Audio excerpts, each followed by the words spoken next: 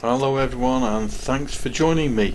We're here in Wrexham for another driving test, and this is Hannah. So as you can see, we're just leaving the driving test centre now. One thing to be clear about here: when you leave the driving test centre coming out of there where we've just come from, do make sure that you check to your left, because there's a industrial unit down there, and the traffic does move away from there. There's traffic coming and going, so make sure that you do look before you come out. So it'd be awful if you just drove out and something was coming and the examiner had to take action. Anyway, the driving test is underway. The driving test will last between, well, about 38-40 minutes, something in the region of that. You'll get a manoeuvre in there, possibly an emergency stop. You will get the can you tell me question at the beginning of the driving test. Oh, what did Anna get? Let me just consult my notes for a moment. Yeah, could you tell me how you would check if your direction indicators were working? Of course, Hannah gave her the correct response. You know, just put your hazard warning lights on. You don't have to get out of the car. You just have to tell them exactly how you would check if your direction indicators were working correctly. That's just, you just operate the hazard warning light switch and get out and walk around and have a look. The show me question that she got was, yeah, could you wind down the window? And that was it, and I'll put the window back up. So you'll get the tell me and the show me question. So that was done on the driving test.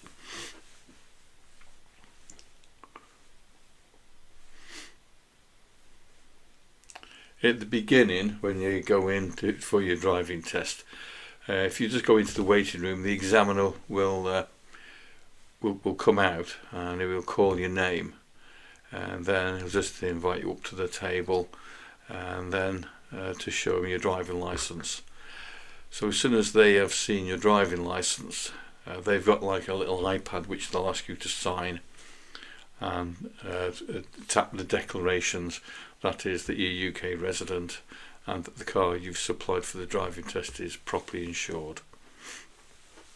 After you've done all the identity checks, what will happen is then is that the examiner will then ask you to lead the way outside to your car, and they'll ask if you want an accompanied driver. That could be an instructor or whoever, your, say for example your husband, your boyfriend, or whoever, to accompany you on the driving test. So you can have someone in the car if you want them to. As soon as you're outside, they'll ask you to read a number plate. If you can't read it, I'm afraid the test doesn't go ahead. It's that simple. So just make sure that then you can read the number plate for the required distance.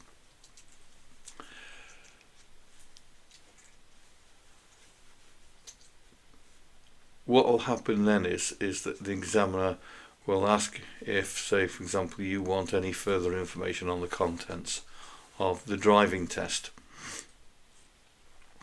So if you want to, the examiners will explain exactly what is going to happen on the driving test. As I said, you will get one manoeuvre. You may get an emergency stop, and then you'll be asked to drive independently for a short period of time. I think Hannah on this test, she didn't get the sat nav. What she got was the road signs, so it's just following the road signs. So we've just come into the car park here. This is the manoeuvre that Hannah got. That is the drive forwards into a parking bay. So when you are in the parking bay, what obviously you've got to do is you've got to back out of it. You've got to back out. So make sure that you go in the correct direction when you come out of the bay. So if you look at this car park, you'll see that there's one way round. You'll see the arrow. You haven't got two arrows. You've only got you see that single arrow. That means that you're only going that one way.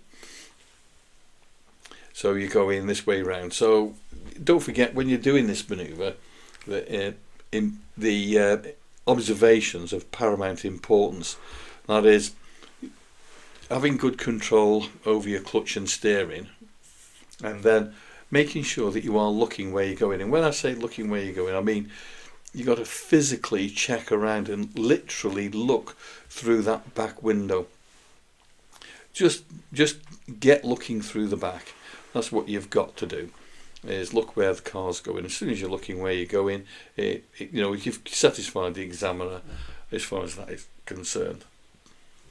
With the manoeuvre, there are 3 things specifically that examiners are looking out for. That is the car under control? What that simply means is that it's not running away with you. You are under control with it. You're reasonably accurate. So, for example, if you had to get into a bay, that you're within the 2 white lines. You are allowed to adjust it if you wish. The same thing if you're backing it in and you're over the white line. It doesn't matter. It'll go down as a minor fault, but it doesn't matter. What you can do is that you can correct it, and you can do. One of the things I always recommend that you do is don't guess. Is open up the car door once you've parked up. Is open up your door and have a look. That way, there could be no mistakes. And the other thing is that when you're going backwards, if you needed it, if you were unsure of how far you could go back, you could always stop the car, switch the engine off and get out and have a look. That's one of the questions that's in the theory test, in actual fact, is that what should you do if you're unsure of what's at the back? And the correct answer is, of course, is get out and have a look. And you can do that on your driving test. The examiner isn't going to go mad and say you can't do that. Nothing. Just demonstrate that you can drive. So we turn left at the roundabout, going on to the slip road onto the 483. The dual carriageway, and the speed limit on a dual carriageway is 70. So the traffic is moving quite quickly. So what you need to be able to do here is to be able to match the speed. Don't be scared of using the performance of the engine. Don't think the examiner is going to think you're mad. What you've got to do is speed up. And that's one of the things that you could practice actually when you're out driving, is speeding up and getting gone. So when you're coming down the slip road there, you've got to be indicating right. Keep your eye on that right hand door mirror, and then looking for that gap, judging the traffic. You might need to slow down, or you may need to speed up. It depends on the situation, or you just simply carry on. But the main thing is just to be able to join the faster moving traffic like this safely. That's all you've got to do. And follow it at a safe distance. As long as you've got your speed up, you'll be fine. It doesn't matter. As long as your speed is up to a reasonable standard, you'll be fine. The examiners are not out there to get you. Far from it. They're not there for that. What they're trying to do is they're trying to keep everybody safe, including yourself. If you've got your driving test coming up shortly, I hope these videos do assist you in some way. Notice how we're not following the vehicle too close in front. If the car in front is going too slow, or if, say for example, you come up towards a lorry, don't be scared of it. Just check your mirrors and overtake safely, like you've been taught to do so. That is keeping your eye on that right hand door mirror, your mirrors, maybe even a glance over your right shoulder, making sure there's no one there, and then simply pass it. That's all you would need to. As soon as you've overtaken, and then of course come back into your left hand side. But again, making sure that you've checked that left hand door mirror before you come back in. There's many a times where people have just swung straight over, and it will happen to you as well as a driver. You'll be driving down the road and people overtake you, they'll just cut straight in front of you. So we're going to leave the dual carriageway now. So the examiner's asked, well, following the signs actually, so they've got to follow the signs and that's all they're doing. So we're coming down and we're going to turn left at the roundabout. So the mirrors, your signal, and then of course you manoeuvre. Bring the speed down, give yourself time to have a look, select the correct gear, and if you're clear, continue. The purpose of a roundabout is to increase traffic flow. So if you were stopping unnecessarily, then I'm afraid it would go against you. The purpose of a roundabout is to increase traffic flow. So if you were to stop at a roundabout when it was clear, you're defeating the whole objective of why the roundabout's there. If the roundabout wasn't there, they'd have to put something else, like traffic lights, for example, and that would mean you got to stop. So of course that would then cause queues. But by putting a roundabout there, it does increase traffic flow. The speed limits around Wrexham, they do alter. They were quite a few around Wales, the 20-mile-an-hour speed limit, but I've noticed now that they have altered some of the 20s back to a 30 again. It did frustrate the traffic, and I know that when we were driving along at 20 miles an hour, I mean, it was just awful in some cases, because people were trying to get in the boot of the car, they were trying to push you along, and it was, it used to make everything a little bit uncomfortable, which I found was a bit counterproductive to what it is that we're trying to achieve. So I think that with them changing it back to a 30 again is made definitely a better decision. But some of the places are still a 20. You need to keep your eye on the traffic signs. Fortunately, around Wrexham they are quite well marked. We do have that advantage.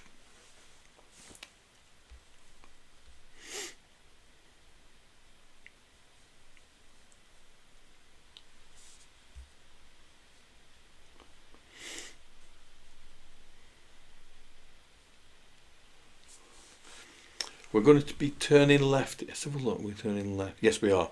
So always remember the mirrors, your signal, your manoeuvre. Slow down. This one's a tight one. Now have a look at this. See the car that's parked there? You've got to ask yourself this question. You see, when you're turning left, it's particularly a tight one like that, you've always got to be able to think of, well, what's coming the other way? Don't just assume that for 1 minute there's not going to be anything there. Because when you're driving round, people park in the most ridiculous of places, and it just makes it hard for yourself and everybody. And people do pull up and park in some stupid places. It's unbelievable. But there you go.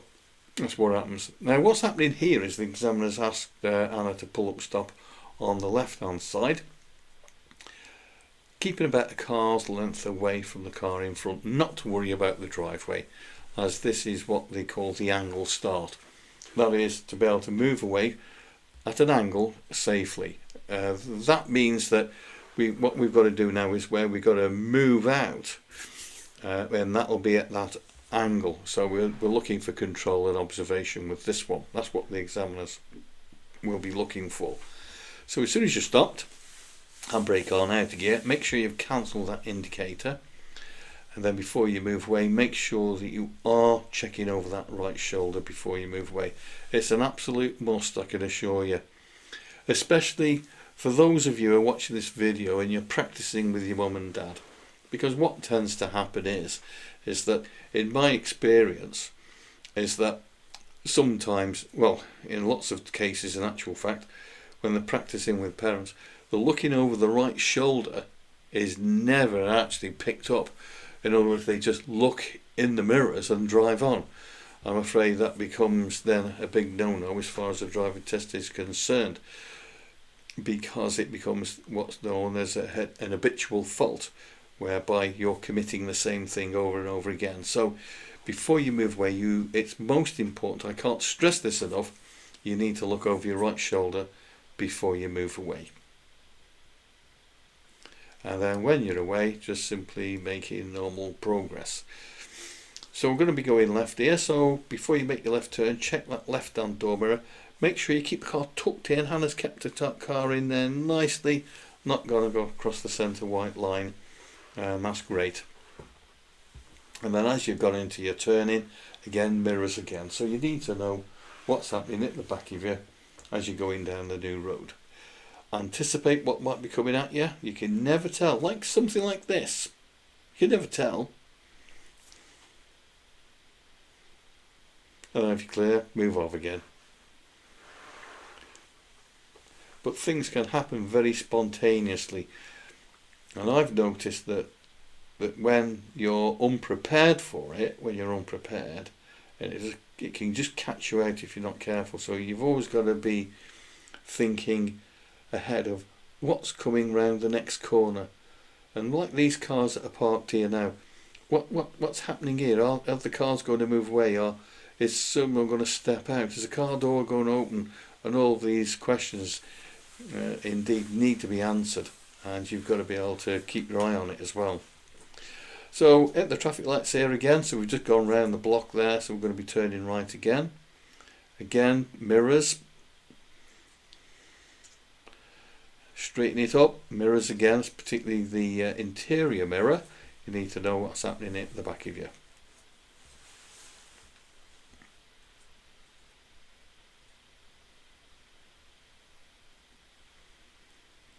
And then we're going back down to that roundabout again.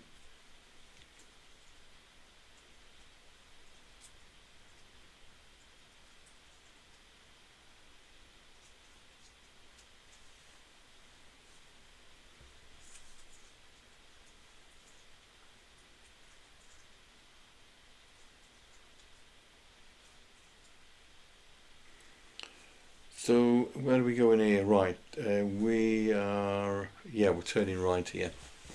We're going to be turning right, and we're going back down the dual carriageway again, back on the 483, which is the third exit. So on the approach to the mirrors, the signal using the right hand lane, and we're away. Again, keep the speed up. Making nice progress here.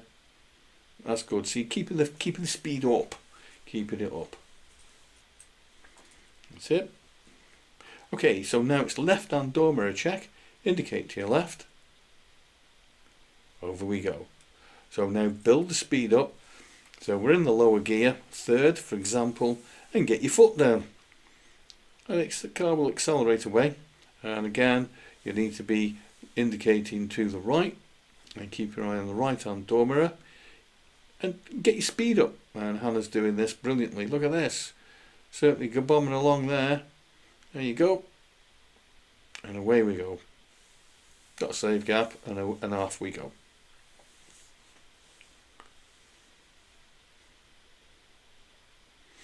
This is your default position, driving on the left. Keep to your left hand side, that's where you should be.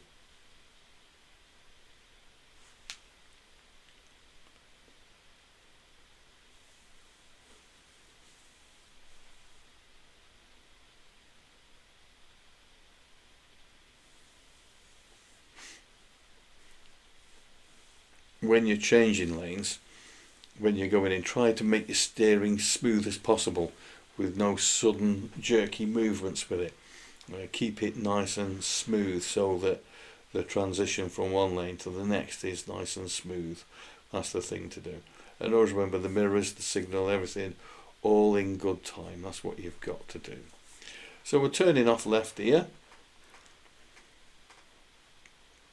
Come up to our traffic lights, and we're going to be turning left. The independent part of the driving test lasts about 20 minutes, something in the region of that. That's where it is. About 20 minutes. They could ask you to commence the independent driving at the very beginning of the driving test, or it could be somewhere like say 20 minutes into the driving test, and then the rest of it where you're just following right to the very end. So it could be in the middle, or it could be at the very beginning. So Hannah's what she's doing is she's following the road sign. So I think now that I'm not sure whether she's finished doing the road signs or whether she's just started. I'm unsure about that. But it's these sorts of things that you've been practicing with your instructor anyway. And I think nowadays as well that with modern technology, with your mobile phone indeed, the thing is with that you've got Google Maps. So when you've passed your driving test, when you pass it and you want to go somewhere, and you're unsure where it is. You might be going off to a shopping centre, or you might be going to a garage to have a look at another car, or you might be going to a cinema, and you'll just simply type the postcode into your Google Maps and it'll find it for you. Press start and then it'll just direct you there. So it's nothing that you won't be doing after you've passed your driving test anyway. It's nothing you won't be doing. You'll be using that anyway. As you can see, now we're in a totally different road entirely. We've been down the faster dual carriageway. We've been down there. Then we've been around some of the tighter roads around some of the estates. So we've been around there. We've done the forward bay park manoeuvre, and we've done that. And then we're just doing this style of driving now. We've got what, I suppose, I think we're probably halfway through the driving test now as I speak. This is these videos, these are actual driving tests. What you're seeing right now is an actual candidate, is Hannah actually on her driving test. It's not your usual made up mock tests designed for entertainment purposes. They're not for that. This is definitely something that will help you, the viewer, at some point in the future when it comes time for you to take your driving test. I'm not saying that you will get this particular route. I'm not saying that you will, but it just give you some idea of what's going on as far as a driving test is concerned. So there we go, we've just gone into the 20 mile an hour speed limit again, so the speed limit's altered. So again, bring the speed down to 20. Well, as I said, the road signs are well marked around Wrexham anyway, thank goodness. So we're turning right, a nice clean turn right there, not cutting the corner off. Make that sure, keep your driving neat.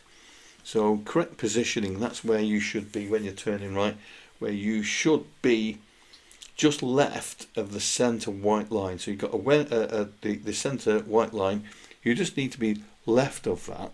And then before you make your right turn, again check your right hand door mirror. Don't think you can't be overtaken because I can tell you otherwise. And there's a video that I've got, if you have a look for it, where we're turning right and a transit van overtakes us. Unbelievable. But there you go. That's driving, I'm afraid. I know that they shouldn't do it, but the point is they do. So, right, we're going up a slight bit of a hill here. The examiner's asked us to pull up stop on the left hand side. That's fine. Okay, and then move off whenever you're ready. Okay, so this is a little mistake that's going on here. What happened here is that I pulled up and stopped, and then the examiner just says, right, whenever you're ready, move off when safe to do so. And of course then, poor Anna forgot to put it in gear. So what happened was then the car rolls backwards a little bit, but the examiner, being reassuring, just said, look, take a deep breath, start again, because there was no harm done. As long as you're under control, it really doesn't matter. That's the thing. So that was it. That was one of the mistakes. I think, what was it about? I think 3 or 4, something like that. But nothing much. I think signals properly timed, judgment when meeting a vehicle, speed on approach was one, I think, and then. But that's it. But nothing there really serious. So back into these estate roads again. There's plenty of hazards here to look out for. And bear in mind you've still got that 20 mile an hour speed limit.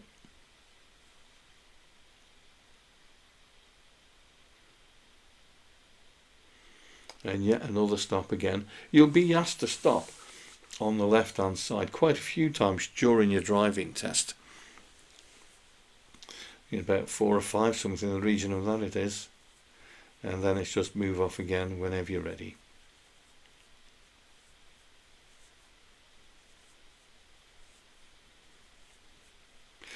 This is interesting. You see the car, the green one, that's parked up.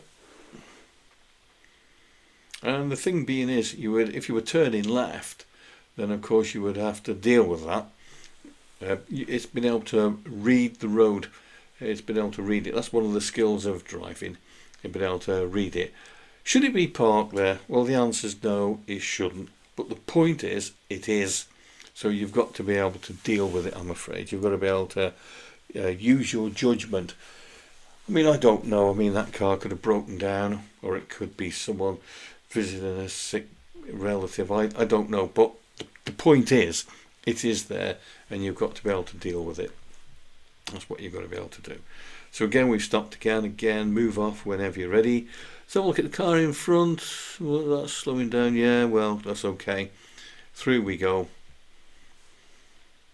That's great. Thank you.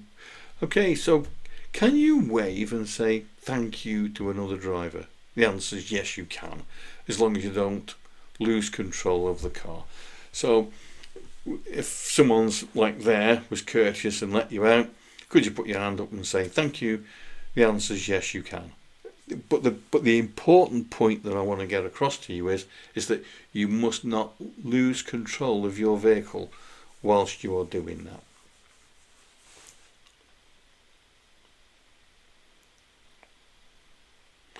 Nice positioning to the left there. So when you're turning left, one thing you do need to be aware of is before you turn left, make sure that you have looked left as well, because just there on that particular one there's a car parked one side, car parked the other. So if you were just to look to the right and just drive out and something was coming the other way, it's a head-on smack. And that's one of the things that you've got to be able to, that's one thing that the examiner is looking for, is that are you looking left before you turn left? And that's most important, that one is. And as I've said to you before, is that people do park in some really crazy places, so you've got to be aware of that. So pulling up and stopping on the left hand side again. Right, okay, so I believe this is the briefing now for the emergency stop.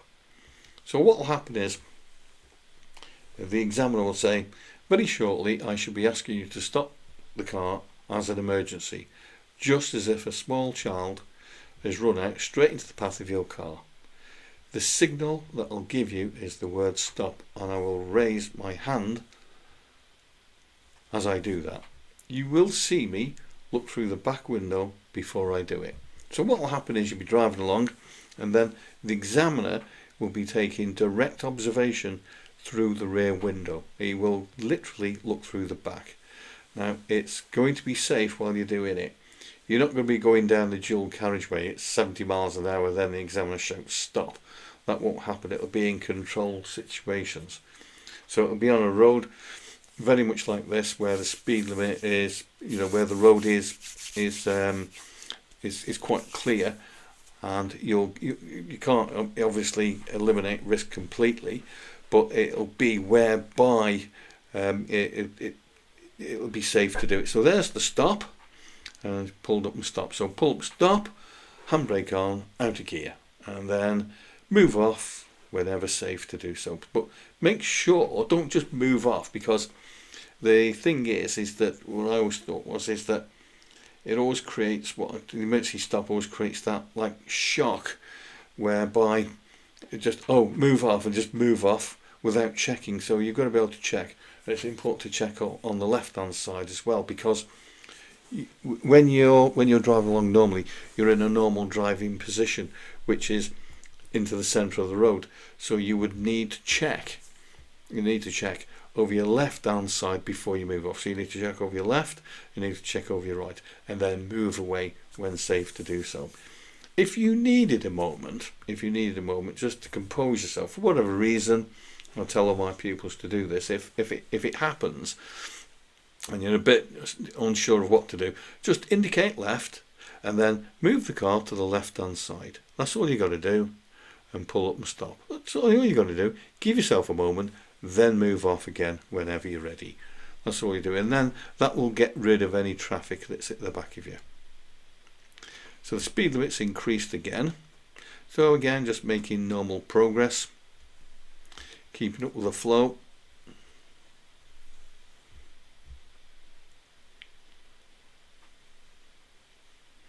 and just dealing with different things as and when they occur.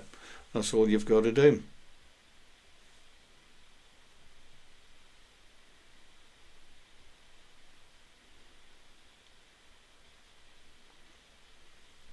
Then you've noticed then the sign, children cross here. So there's your 20-mile-an-hour speed limit again. So bring the speed down, but before you bring the speed down, as I said, mirrors. The examiner will be having a look to see if you're using your mirrors before you slow down. In the same way, he'll be checking to make sure you're using the mirrors before you speed back up again as well. So you've got to be checking your mirrors before you speed up or before you slow down. You can't do anything unless you check your mirrors. Again, looking both ways. It's most important when turning left to check left before you make your left turn.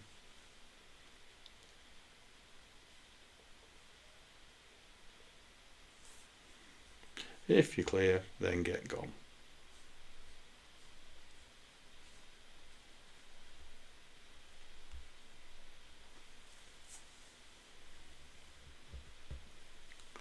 What you're seeing here, of course, is just the view in front. You can't see anything to the side and you can't see anything to the back. But the thing is, when you're doing this in real time, of course, you need to be aware of everything that's around you.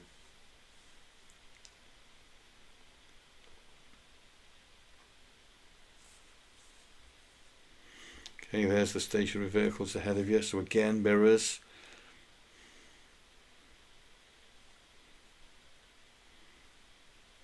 That's it, keep your eye on it. Anything can happen here. You know, those cars could pull out, anything. You can never tell.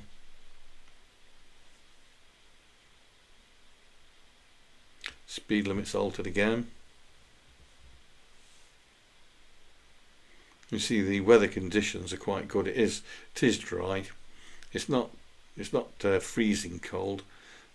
The sun's not half blinding us, because I find that the winter sun, when at this time of the year, it is quite a hazard, particularly with it being so low down in the sky, can dazzle you.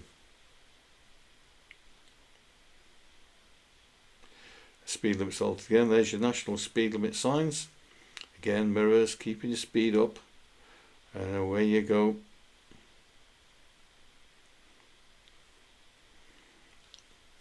What you've got to demonstrate to your examiner, confidence, that you're not afraid. The driving, I know it sounds stupid, but it's, can you drive? Don't be afraid of getting the speed up. Don't be scared of that. What they're looking for is that, you know, can you drive confidently, and are you safe, and are you courteous and aware of everyone else that's around you? Can you fail for going too slow? Well, yes, the answer is yes. So if, say, for example, you were doing, say, 30 along here, for argument's sake, or even 40 for that matter, on some of these faster roads, would it fail you? The answer would be yes, it would, because you're creating a problem that doesn't need to exist. You're frustrating the other traffic. What's happening is that the people are at the back and they just want you to go. And if you're driving excessively slowly, then what will happen is that to get past you, they may take unnecessary risks. And that's where the problem lies. It's that word, unnecessary risk. And although you can always turn around and say, well, it's up to them, but again, you're the one that caused it. So, you know, drive accordingly. Don't try to make it harder than what it need be. Just drive sensibly. No one's asking you to drive like mad, but at the same time, you don't want to be just dawdling along creating a problem that doesn't need to be there. Nice distance away from the car in front, not right into the boot of it. As long as you can see the tyres on the tarmac, then you're fine. So the traffic's moving away, we're moving away with it. See, nice and steady there. Keeping your driving nice and smooth. You know, be smooth with your clutch, be smooth with the gear changes. smooth with your braking, nice progressive braking, nice smooth acceleration. There, incidentally, you've got all the road markings. Now, with the traffic being there, what it does is the traffic actually hides the road markings. So if you're not familiar with any of it, then what will happen is that you won't know what lane to be in. Now, the examiner, if the road markings are hidden by cars, they will tell you. So, for example, there they'll just say, it's the middle lane you want. That's all it'll be, because the cars have hidden it. That's the thing. Whereas if there was no cars there, then what you would see is the road markings, and then you would be expected to comply with what the road markings said. So the speed limit alters again. We've gone from 30 back into a 20 now. So we're back on towards the driving test centre now. So we're on our way back, and we're going back to the driving test centre. Again, keeping nicely away from the vehicles in front. Don't get anywhere near it, and don't make the mistake of following the car in front. Don't think because it hasn't got an L plate on and they've passed their driving test that they must be doing it right. I'm afraid you'd be wrong. Trust yourself. Remember what your instructor has been trying to teach you. Use your own skill, use your own judgment. That's what will work. So we're on the homeward stretch now towards the driving test centre. So there's only one more turning to do now, and that's it then. Back onto the driving test centre.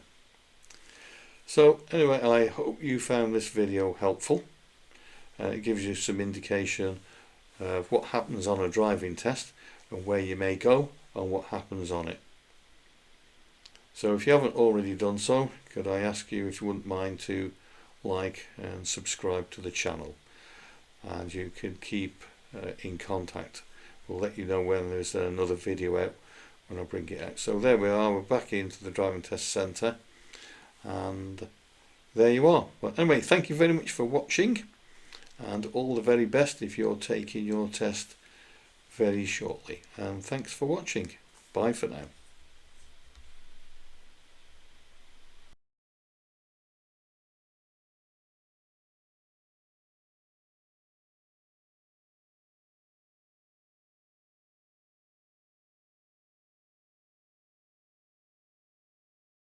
Well, congratulations, you passed. Thank you. So, how do you feel right now? Really happy.